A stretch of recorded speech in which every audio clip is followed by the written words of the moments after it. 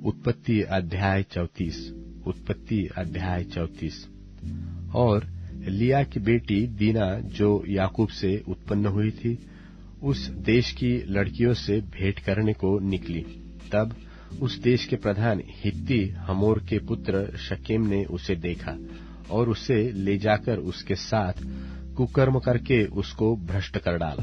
तब उसका मन याकूब की बेटी दीना से लग गया और उसने उस कन्या से प्रेम की बातें की और उससे प्रेम करने लगा। और शकेम ने अपने पिता हमोर से कहा, मुझे इस लड़की को मेरी पत्नी होने के लिए दिला दे।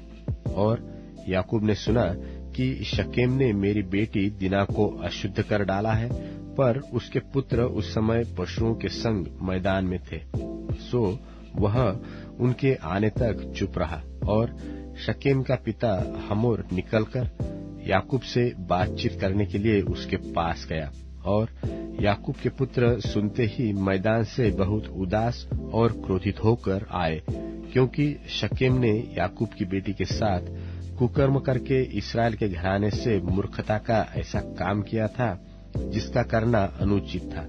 हमोर ने उन सब से कहा, मेरे पुत्र शकेम का मन तुम्हारी बेटी पर बहुत लगा है, सो उसे उसकी पत्नी होने के लिए उसको दे दो और हमारे साथ ब्याह किया करो। अपनी बेटियां हमको दिया करो और हमारी बेटियों को आप लिया करो और हमारे संग बसे रहो। और यह देश तुम्हारे सामने पड़ा है, इसमें रहकर लेन देन करो और इसकी भूमि को अपने लिए ले लो। और शकेम ने भी दीना के पिता और भाइयों से कहा, यदि मुझ पर तुम लोगों की अनुग्रह की दृष्टि हो तो जो कुछ तुम मुझसे कहो सो मैं दूंगा। तुम मुझसे कितना ही मूल्य व बदला क्यों न मांगो, तो भी मैं तुम्हारे कहे के अनुसार दूंगा, परंतु उस कन्या को पत्नी होने के लिए मुझे दो। तब यह सोचकर कि शकेम ने हमारी बहन दीना को अशुद्ध किया है, याकूब के पुत्रों ने शकेम और उसके पिता हमोर को छल के साथ यह उत्तर दिया कि हम ऐसा काम नहीं कर सकते कि किसी खतना रहित पुरुष को अपनी बहन दे, क्योंकि इससे हमारी नामधराई होगी। इस बात पर तो हम तुम्हारी मान लेंगे कि हमारी नाई तुम में से हर एक पुरुष का खतना किया जाए।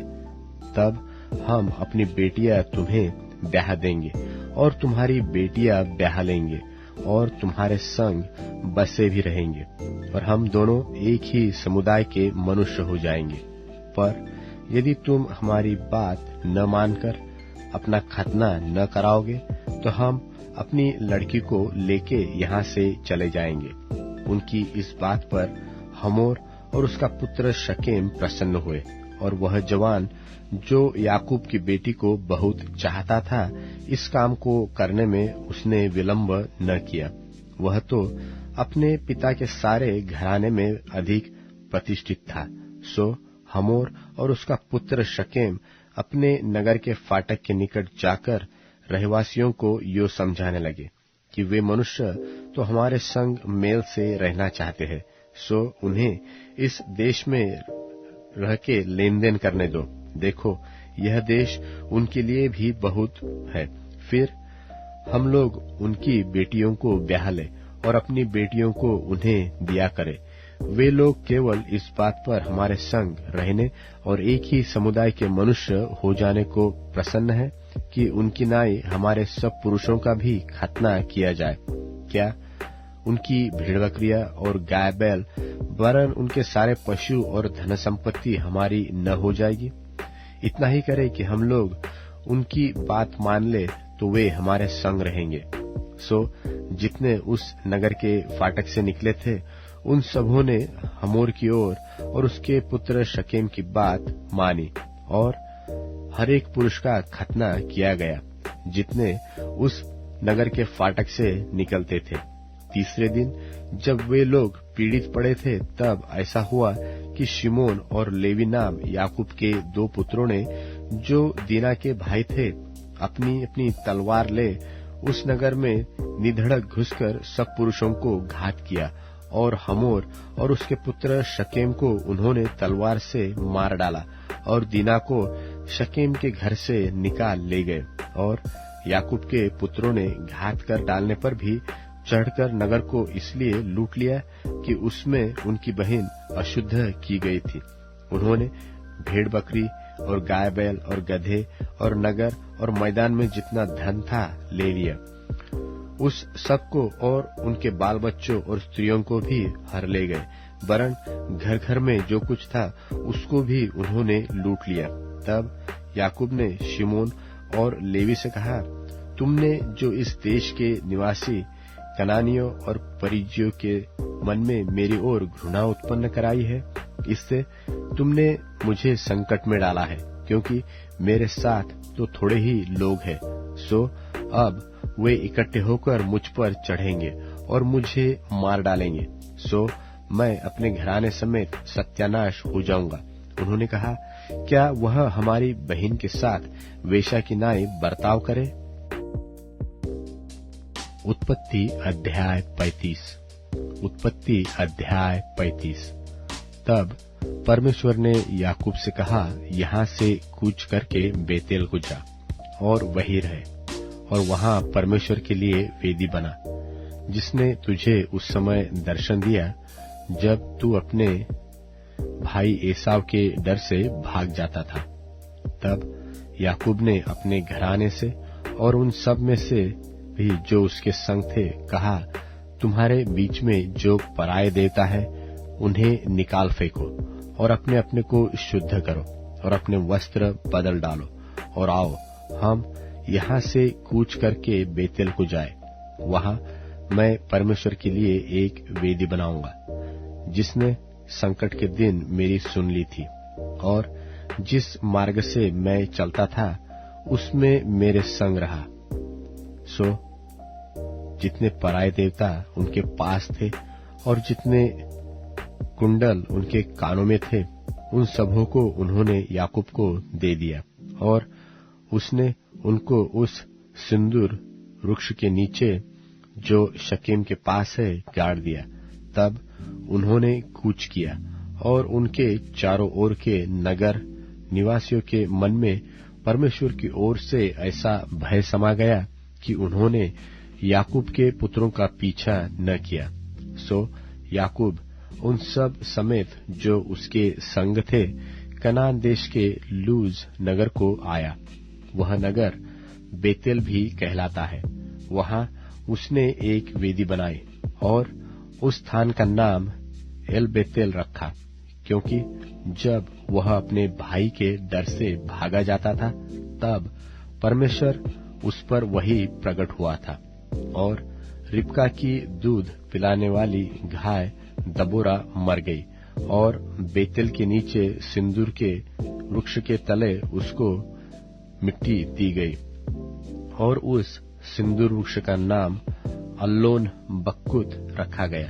फिर याकूब के पद्दनराम से आने के पश्चात परमेश्वर ने दूसरी बार उसको दर्शन देकर आशीष दी और परमेश्वर ने उससे कहा, अब तक तो तेरा नाम याकूब रहा है, पर आगे को तेरा नाम याकूब न रहेगा, तू इस्राएल कहलाएगा।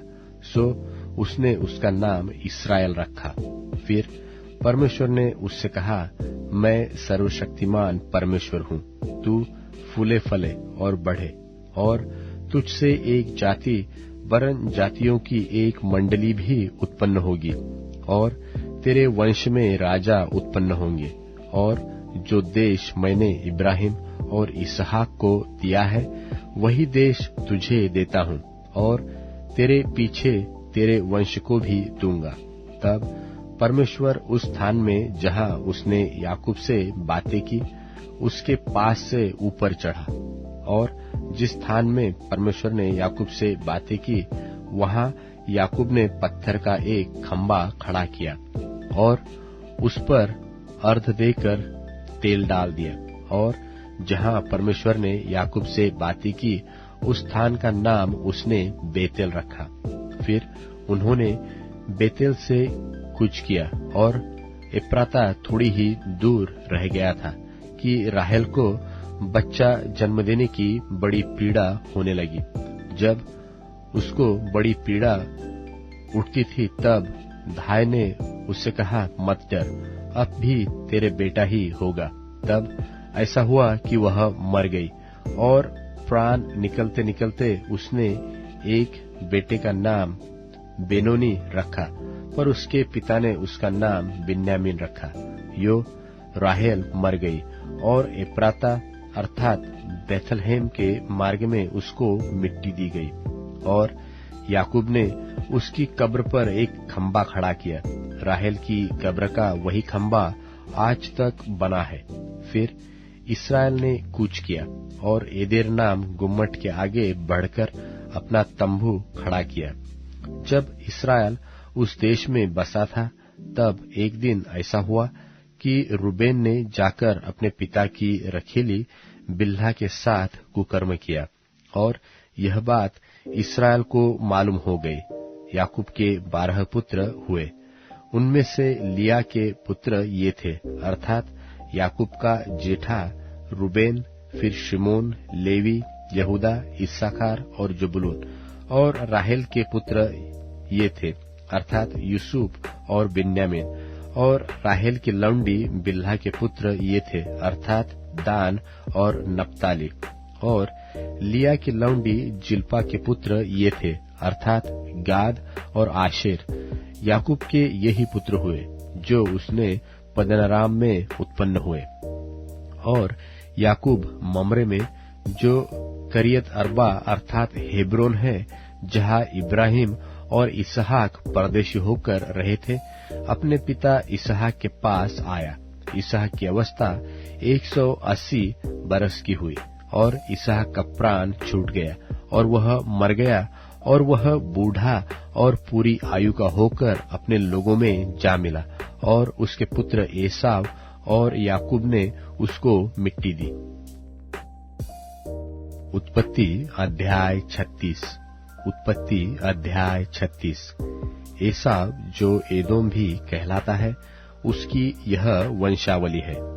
एसाव ने तो कनानी लड़कियां ब्याह ली, अर्थात हित्ती एलोन की बेटी आदा को और ओहोलीबाम को, जो अना की बेटी, और हिव्वी सिबोन की नतीनी थी।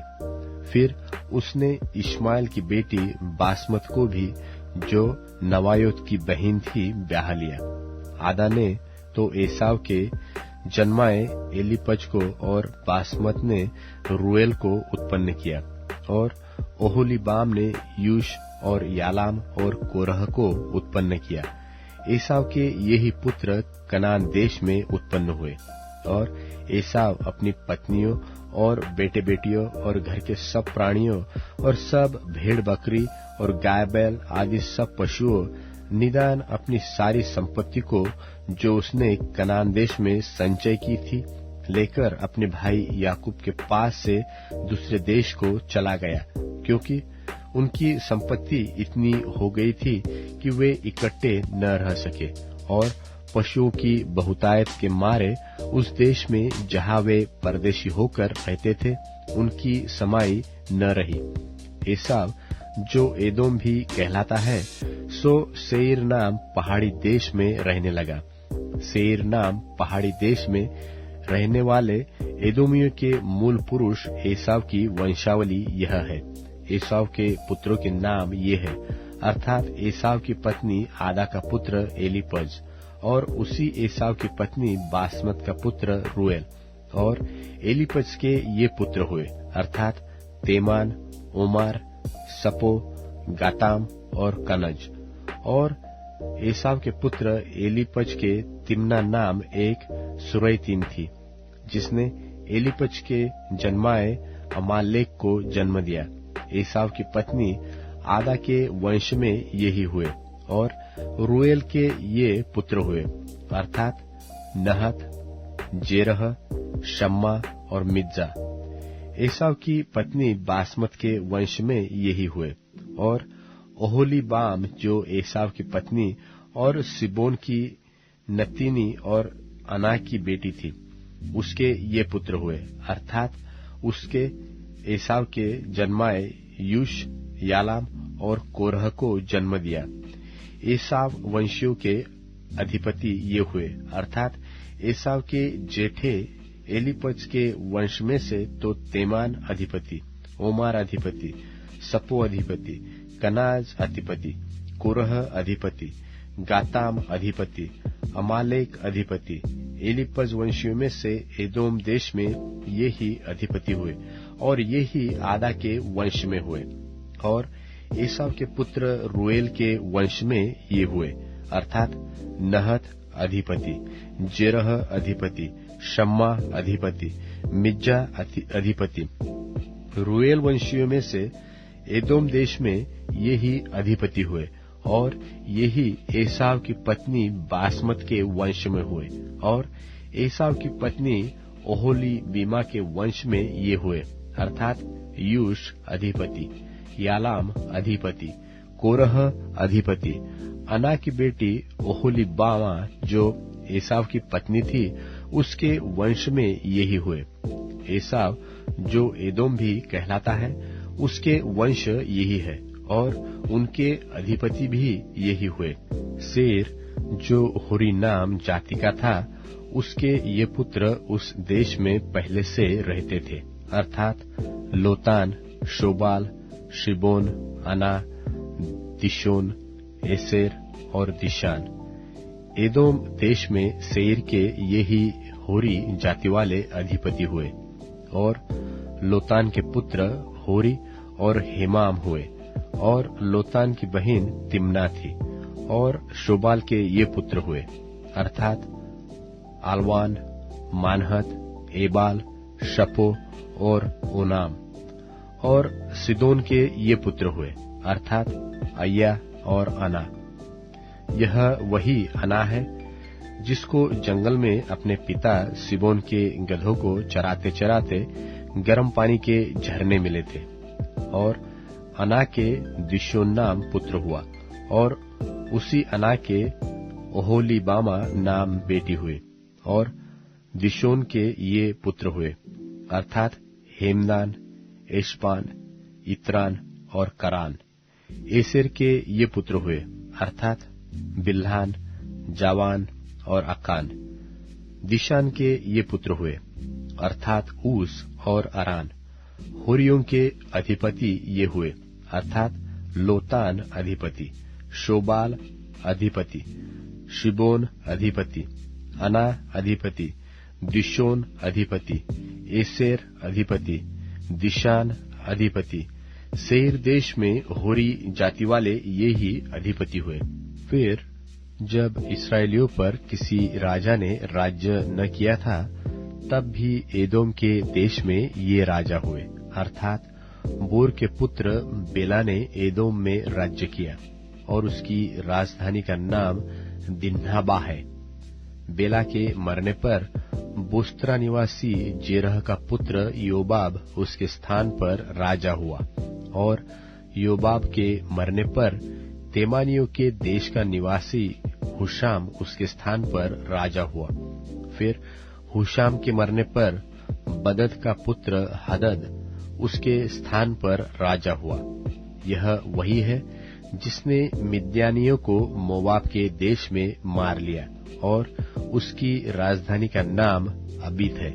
और हदद के मरने पर मस्त्रे का वासी सल्ला उसके स्थान पर राजा हुआ।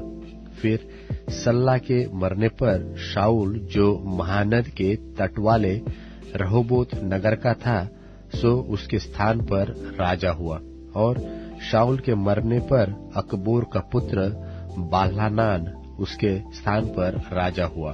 और अकबोर के पुत्र बाल्हानान के मरने पर हदर उसके स्थान पर राजा हुआ और उसकी राजधानी का नाम पाऊ है और उसकी पत्नी का नाम महतबेल है जो मेजाहब की नतीनी और मदरेत की बेटी थी।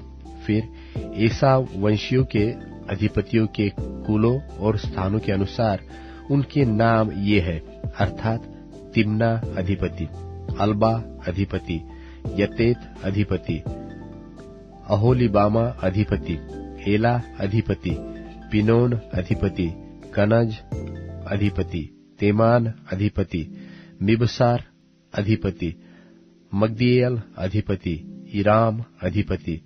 एदोम वंशियों ने जो देश अपना कर लिया था, उसके निवास स्थानों में उनमें से यही अधिपति हुए, और एदोम जाति का मूल पुरुष एसाव है।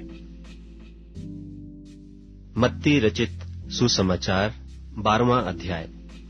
उस समय यीशु सब्त के दिन खेतों में से होकर जा रहा था, और उसके चेलों को भूख लगी, सो वे बालें तोड़ तोड़ कर खाने लगे। फरीसियों ने यह देखकर उससे कहा, देख, तेरे चेले वह काम कर रहे हैं जो सब्त के दिन करना उचित नहीं। उसने उनसे कहा, क्या तुमने नहीं पढ़ा कि दाऊद ने जब वह और उसके साथी भूखे हुए तो क्या किया? वह क्यों कर परमेश्वर के घर में गया और भेंट की रोटियां खाईं, जिन्हें खाना न तो उसे और न उसके साथियों को, पर केवल याजकों को उचित था। या तुमने व्यवस्था में नहीं पढ़ा कि याजक सब्त के दिन मंदिर में सब्त के दिन की विधि को तोड़ने पर भी निर्दोष ठहरते हैं? पर मैं तुमसे कहता हूं कि यहाँ वह है जो मंदिर से भी बड़ा है। यदि तुम इसका अर्थ जानते कि मैं दया से प्रसन्न हूं, बलिदान से नहीं, तो तुम निर्दोष को दोषी न ठहराते। मनुष्य का पुत्र तो सब्त के दिन का भी प्रभु है। वहां से चलकर वह उनकी सभा के घर में आया, और देखो, एक मनुष्य था जिसका हाथ सूखा हुआ था, और उन्होंने उस पर दोष लगाने के लिए उससे पूछा कि क्या सब्त के दिन चंगा करना उचित है? उसने उनसे कहा, तुम में ऐसा कौन है जिसकी एक ही भेड़ हो और वह सब्त के दिन गड्ढे में गिर जाए तो वह उसे पकड़ कर न निकाले? भला मनुष्य का मूल्य भेड़ से कितना बढ़कर है, इसलिए सब्त के दिन भलाई करना उचित है। तब उसने उस मनुष्य से कहा, अपना हाथ बढ़ा। उसने बढ़ाया, और वह फिर दूसरे हाथ की नाई अच्छा हो गया। तब फरीसियों ने बाहर जाकर उसके विरोध में सम्मति की कि उसे किस प्रकार नाश करें। यह जानकर यीशु वहां से चला गया, और बहुत लोग उसके पीछे हो लिए, और उसने सबको चंगा किया, और उन्हें चिताया कि मुझे प्रगट न करना, कि जो वचन यशायाह भविष्यद्वक्ता के द्वारा कहा गया था वह पूरा हो, कि देखो, यह मेरा सेवक है जिसे मैंने चुना है, मेरा प्रिय, जिससे मेरा मन प्रसन्न है। मैं अपना आत्मा उस पर डालूंगा, और वह अन्य जातियों को न्याय का समाचार देगा। वह न झगड़ा करेगा और न धूम मचाएगा, और न बाजारों में कोई उसका शब्द सुनेगा। वह कुचले हुए सरकंडे को न तोड़ेगा, और धुआं देती हुई बत्ती को न बुझाएगा, जब तक न्याय को प्रबल न कराए। और अन्य जातियां उसके नाम पर आशा रखेंगी।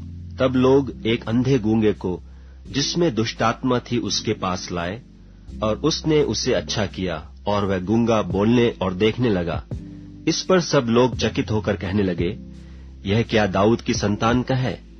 परंतु फरीसियों ने यह सुनकर कहा, यह तो दुष्टात्माओं के सरदार शैतान की सहायता के बिना दुष्टात्माओं को नहीं निकालता।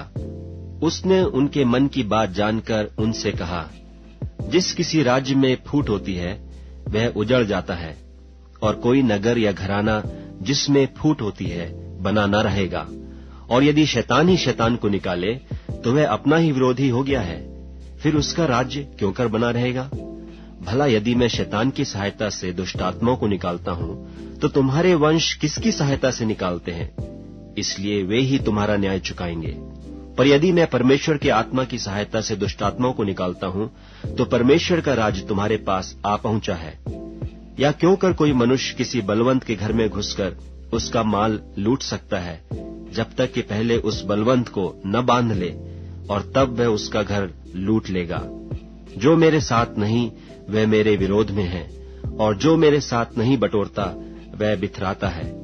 इसलिए मैं तुमसे कहता हूं कि मनुष्य का सब प्रकार का पाप और निंदा क्षमा की जाएगी, पर आत्मा की निंदा क्षमा न की जाएगी। जो कोई मनुष्य के पुत्र के विरोध में कोई बात कहेगा, उसका यह अपराध क्षमा किया जाएगा, परंतु जो कोई पवित्र आत्मा के विरोध में कुछ कहेगा, उसका अपराध न तो इस लोक में और न परलोक में क्षमा किया जाएगा। यदि पेड़ को अच्छा कहो तो उसके फल को भी अच्छा कहो, या पेड़ को निकम्मा कहो तो उसके फल को भी निकम्मा कहो, क्योंकि पेड़ फल ही से पहचाना जाता है।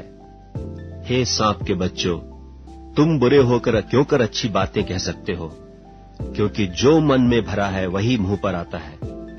भला मनुष्य मन के भले भंडार से भली बातें निकालता है, और बुरा मनुष्य बुरे भंडार से बुरी बातें निकालता है।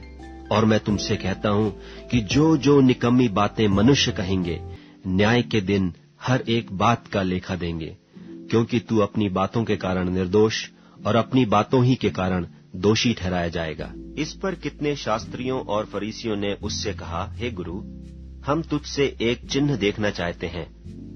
उसने उन्हें उत्तर दिया कि इस युग के बुरे और व्यभिचारी लोग चिन्ह ढूंढते हैं, परंतु यूनुस भविष्यद्वक्ता के चिन्ह को छोड़ कोई और चिन्ह उनको न दिया जाएगा।